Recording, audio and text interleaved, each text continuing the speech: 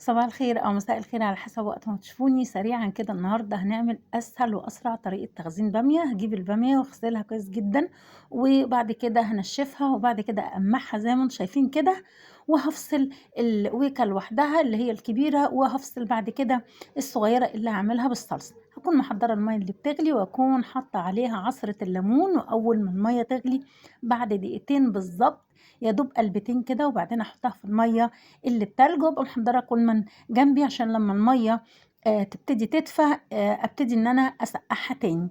هطلعها بالمصفى، وبعدين احطها في الميه اللي بتلج، وبعد كده هطلعها من الميه المتلج واحطها في المصفى تاني عشان تصفى.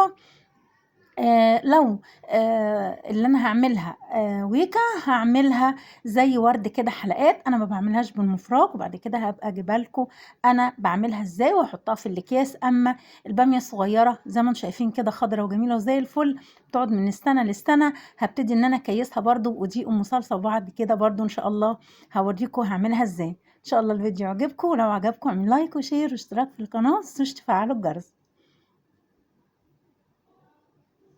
اهم حاجه يا جماعه نفرغ الهواء من الاكياس، انا قلت لكم المعلومه دي قبل كده. معلش بقى عندي الاضاءه بتعكس، بس هي خضرة وزي الفل.